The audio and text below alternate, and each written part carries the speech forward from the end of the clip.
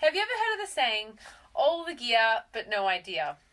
And this is something that comes to my mind whenever I ask people if they have any exercise equipment at home.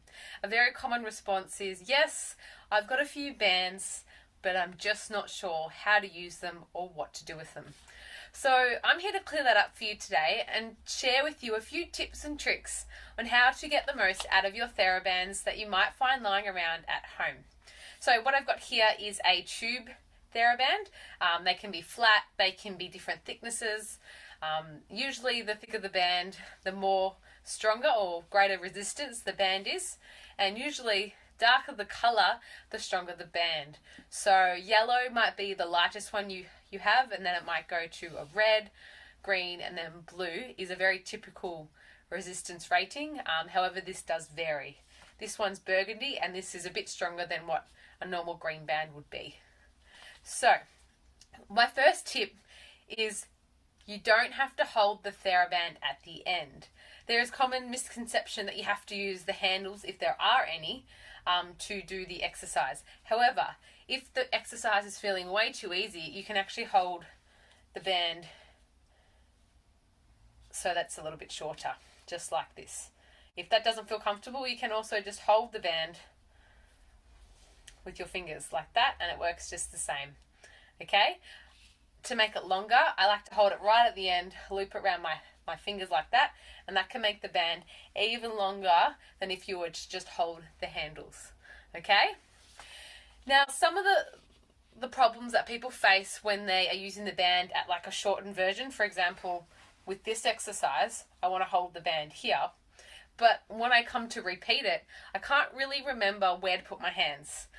A way to get around that is to actually tie a knot in the band at that point so that I remember that's where I need to hold on.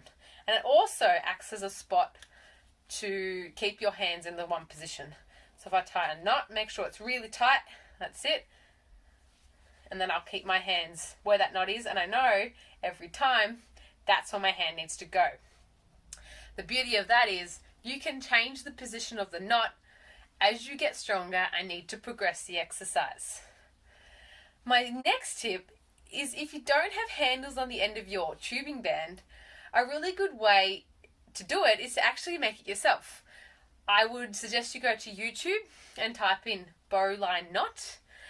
From there you can follow the instructions on how to get a nice sturdy knot. Just make sure that the knot is really, really tight so that it stays in place when you're pulling on the band.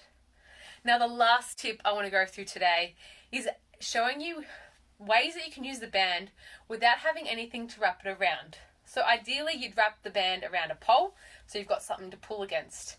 But sometimes that just isn't the case, and especially at home around your house, we don't just have a weights rack ready for you to tie a band around.